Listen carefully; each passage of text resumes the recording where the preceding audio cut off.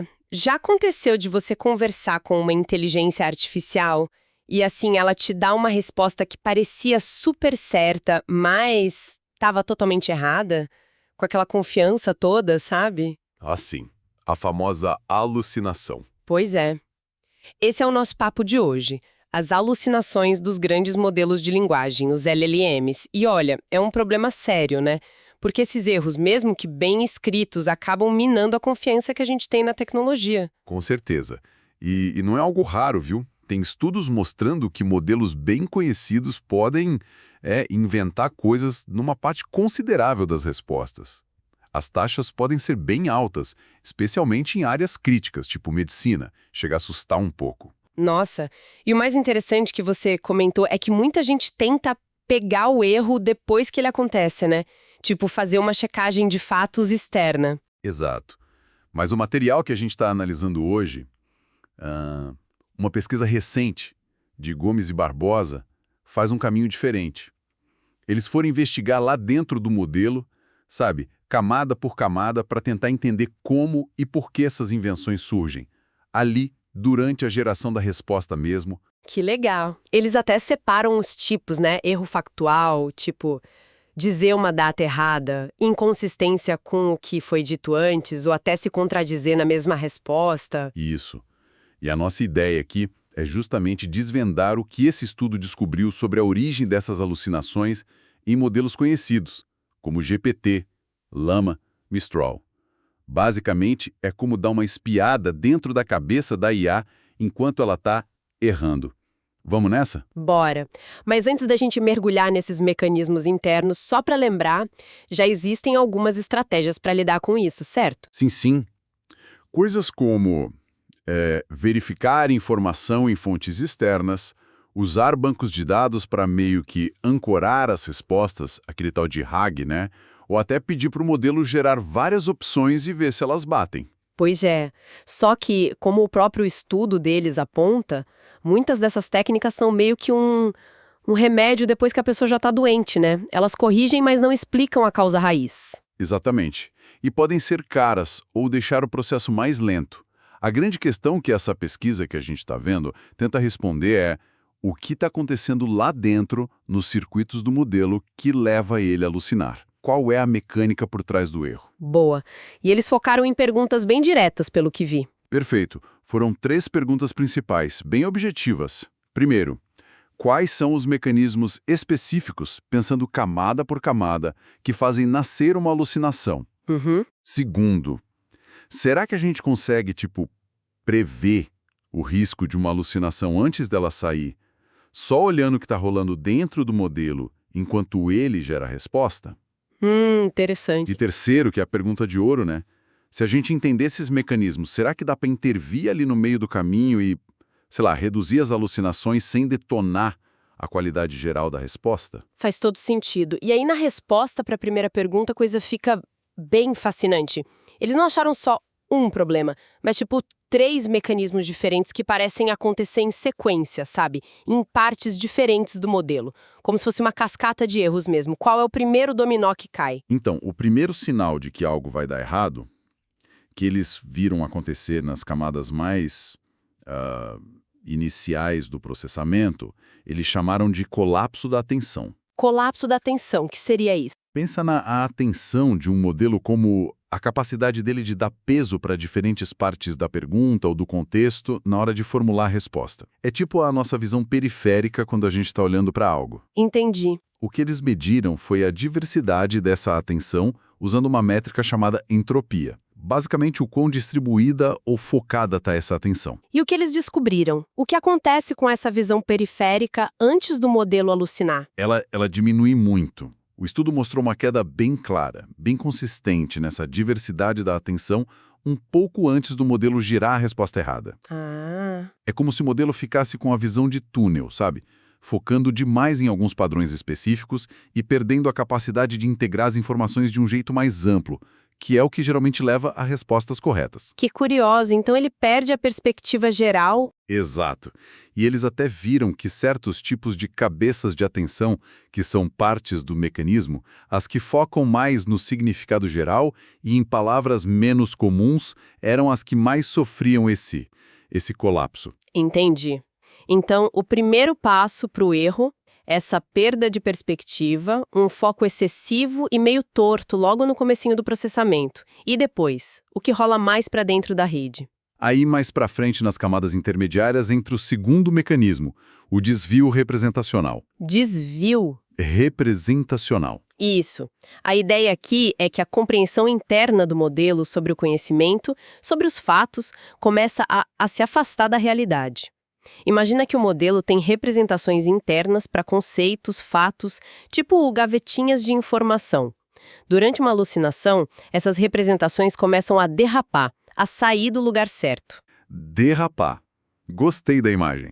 E como eles mediram essa derrapagem? Eles compararam o estado interno do modelo enquanto ele gerava uma resposta errada com o estado que ele teria se estivesse gerando a resposta correta, que eles já sabiam qual era. Ah, tá. E o que eles viram foi um aumento bem grande nessa distância entre o estado alucinatório e o estado factual, o correto, principalmente nas camadas do meio e do fim do modelo. Lembro que no artigo tinha um exemplo ótimo com a data de nascimento do Einstein, né? Tinha, sim. Era perfeito para ilustrar. Se você pergunta quando Einstein nasceu, e o modelo responde, sei lá, 1885, o correto é 1879, eles conseguiram ver, camada por camada, como essa representação interna ia se desviando. Como assim? Primeiro, ela se aproximava de outras datas que eram plausíveis para o século XIX, sabe? Depois, ela se afastava do cluster, do grupo de representações ligado aos fatos biográficos corretos sobre ele. E, por fim, lá na frente, ela se alinhava totalmente com a representação do ano errado, 1885. Nossa! E o que me deixou mais chocada foi descobrir que a informação correta não só se desvia, mas parece que ela fica inacessível, dentro do modelo, mesmo antes da resposta final sair. Isso é muito louco. Exato. Esse é um ponto-chave. Usando uma técnica que permite sondar, digamos, se um fato específico ainda está codificado ali nas representações internas, eles chamam de sondas lineares, eles perceberam que a capacidade de recuperar a informação correta diminuía muito, várias camadas antes da palavra errada ser de fato escolhida. Quer dizer, não é só um erro na hora de escolher a última palavra. Não.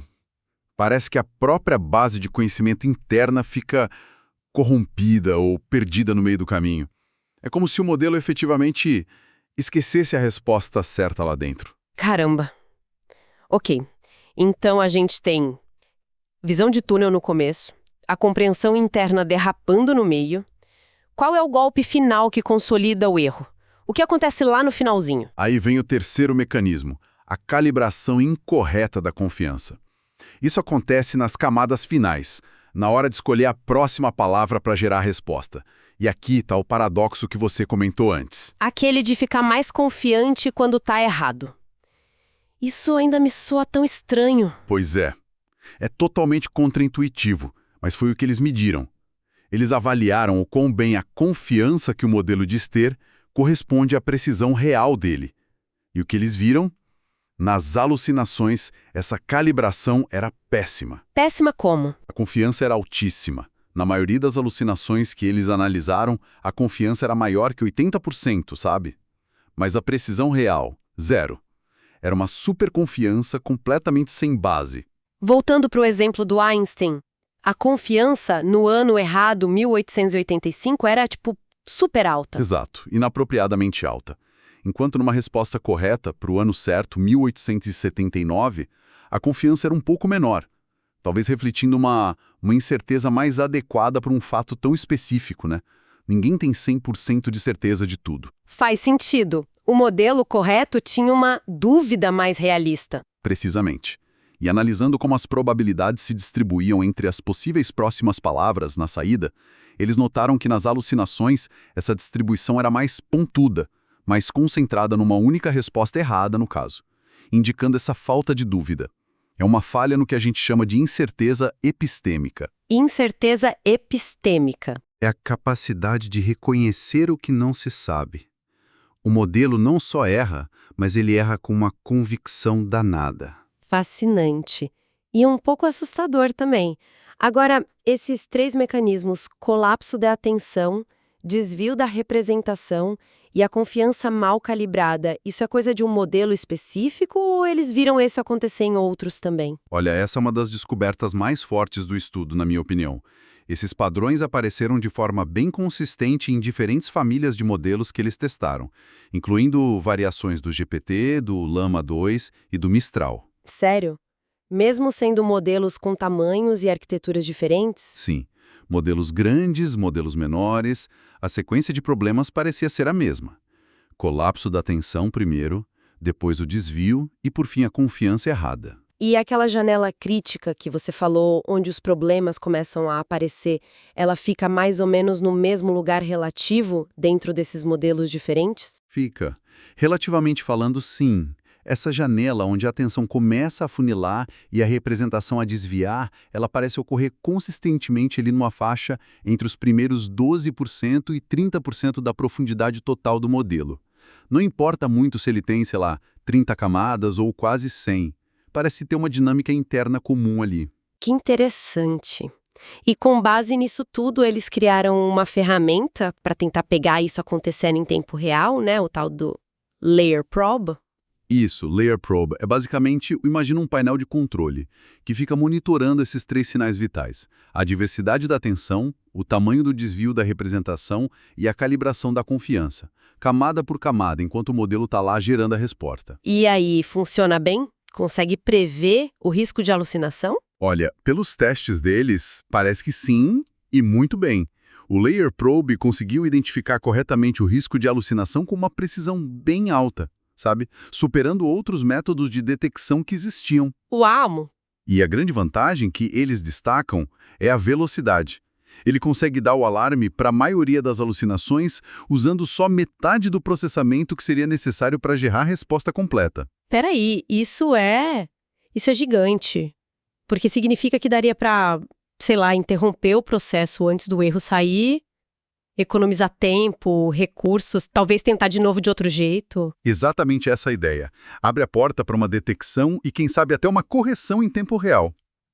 O que nos leva direto para a terceira pergunta da pesquisa deles, né? Que era? Já que a gente entende os mecanismos e consegue detectar eles acontecendo, será que a gente pode intervir para consertar? E a resposta é... suspense? Parece que sim. Pelo menos nos experimentos deles. Eles testaram intervenções bem direcionadas aplicadas ali durante a geração da resposta, cada uma mirando um dos mecanismos problemáticos bem nas camadas onde ele é mais crítico. Que tipo de intervenções, por exemplo? Foram 3 principais. Primeiro, para combater o colapso da atenção lá nas camadas iniciais, eles usaram uma técnica para meio que incentivar a atenção a se manter mais diversa, a não afunilar tanto. Ok. Segundo, para o desvio representacional nas camadas intermediárias, eles literalmente puxaram as representações internas de volta, na direção do conhecimento factual correto, como se fosse um pequeno ajuste de curso, sabe? Uhum. Uma correção de rota. Exato. E terceiro, para a confiança mal calibrada lá na saída, eles usaram uma técnica conhecida como escala de temperatura para suavizar a distribuição de probabilidade. Basicamente para reduzir aquela superconfiança do modelo. Ok, faz sentido. Atacar cada problema onde ele está mais forte. E o resultado disso tudo? Funcionou? Diminuiu as alucinações? Diminuiu e diminuiu bastante. A combinação dessas 3 intervenções conseguiu reduzir a taxa de alucinações em quase 2/3 nos testes deles. 2/3? Nossa! Foi uma queda bem expressiva. Caiu de uma taxa base de mais ou menos 24% de respostas alucinadas para apenas 9%. Uau, isso é muito impressionante. De 24 para 9. Mas sempre tem um mas, né? Isso não afetou a qualidade das respostas de alguma forma? Sei lá, deixou o texto mais esquisito, menos fluente? Então, teve um pequeno trade-off sim. Eles mediram uma leve queda, coisa de 2 a 3%, em métricas como fluência e coerência do texto. Ah, Ok. Mas os pesquisadores argumentam, e eu tendo a concordar, que para aplicações onde a precisão é super crítica, pensa em área médica, financeira, essa pequena perda na beleza do texto pode ser um preço bem aceitável para pagar por uma redução tão drástica nos erros graves, né? É verdade, faz sentido. E o custo computacional? Deixa tudo muito mais lento para gerar a resposta? Adiciona um pouquinho de latência sim, cerca de 10% a mais no tempo de resposta segundo os testes deles.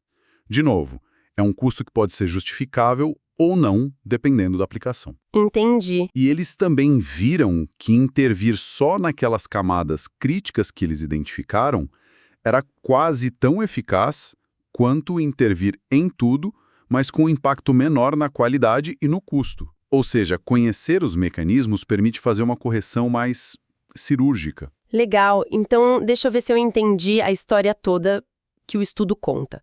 O modelo começa processando normal, aí ele entra numa janela meio perigosa onde a atenção afunila e a compreensão interna começa a derrapar, certo? Uhum. Esse erro vai se amplificando nas camadas seguintes e lá no final o modelo solta a resposta errada, mas com uma confiança lá em cima, que não tem nada a ver. É mais ou menos isso. Exatamente essa sequência que os dados dele sugerem. E o artigo até levanta umas hipóteses sobre por que isso acontece, né? As causas raízes. Tipo o quê? Talvez o próprio jeito como os modelos são treinados, muito focados em fazer o texto parecer provável, verossímil, em vez de necessariamente correto. Talvez o conhecimento factual esteja meio solto, não tão bem ancorado lá dentro. Talvez pequenos errinhos no começo virem uma bola de neve. Ou talvez o próprio objetivo de prever a próxima palavra acabe incentivando essa confiança excessiva, sabe? Entendi. Eles até fazem um paralelo com a confabulação humana, né? Achei isso bem interessante. Aquela nossa mania de preencher lacunas de memória com histórias que parecem lógicas, mas são inventadas. E a gente super acredita nelas. Sim, é um paralelo curioso. Nos dois casos, você tem esse preenchimento de vazios, uma confiança alta no erro e uma plausibilidade superficial que pode enganar. Claro, não quer dizer que o modelo pensa como um humano, longe disso. Mas a dinâmica do erro tem umas semelhanças que dão o que pensar. Com certeza. Agora, e as limitações dessa abordagem? O que ainda falta saber ou resolver? Os próprios pesquisadores são bem honestos sobre isso. Primeiro, essa análise e a intervenção exigem acesso interno ao modelo, o que eles chamam de white box. Não dá para fazer isso com modelos que a gente só usa como uma caixa preta, via API, por exemplo. Ah, importante isso. Sim. A medição do desvio também depende de ter um conjunto de respostas corretas como referência para comparar. A detecção, embora boa, não é 100% perfeita, e tem aqueles trade-offs de qualidade e custo que a gente já falou. Certo. E claro, sempre fica a pergunta se tudo isso vai se aplicar a modelos futuros que talvez tenham arquiteturas muito diferentes ou sejam de escalas ainda maiores. É algo para continuar investigando. Entendi. Mas mesmo com essas limitações, a mensagem principal do estudo parece muito poderosa, né? Sem dúvida. Para mim, a grande lição é: as alucinações não são só uns bugs aleatórios e misteriosos que acontecem do nada. Elas parecem ter raízes mecânicas identificáveis dentro do próprio funcionamento do modelo, e são padrões que se repetem em diferentes tipos de IA. Uhum. E o mais animador é que entender esses mecanismos abre caminho para a gente conseguir detectar e até corrigir esses erros em tempo real, como o estudo mostrou que é possível com aquela redução super expressiva nas alucinações. É realmente um avanço bem importante para tentar tornar a IA mais confiável, né? O que nos deixa pensando. Sim. E aqui fica uma provocação final, talvez, para quem está nos ouvindo, algo que vai um pouco além do artigo em si, mas que se conecta totalmente com ele. Será que, ao treinar esses modelos tão focados em fluência, em parecerem confiantes, sem dar o mesmo peso para a veracidade, para a capacidade de dizer, olha, isso eu não sei, será que a gente está, sem querer, ensinando eles a serem melhores confabuladores, a gerar alucinações mais convincentes justamente quando falta conhecimento, quase como um espelho do nosso próprio desconforto humano com a incerteza? E se for o caso, o que isso significa sobre como a gente deveria repensar o treinamento e a avaliação desses modelos para buscar uma confiabilidade mais profunda, sabe? Que vá além da performance superficial. Nossa, é uma pergunta fundamental para o futuro da IA, sem dúvida. Para quem quiser se aprofundar ainda mais nos detalhes técnicos, o artigo menciona que o código da ferramenta Layer Probe e os dados que eles usaram na análise estão disponíveis publicamente. Sim, é um trabalho que abre portas. Com certeza. É um passo bem encorajador nessa jornada para ter uma IA mais segura e confiável. Bom, muito obrigada por nos acompanhar nesta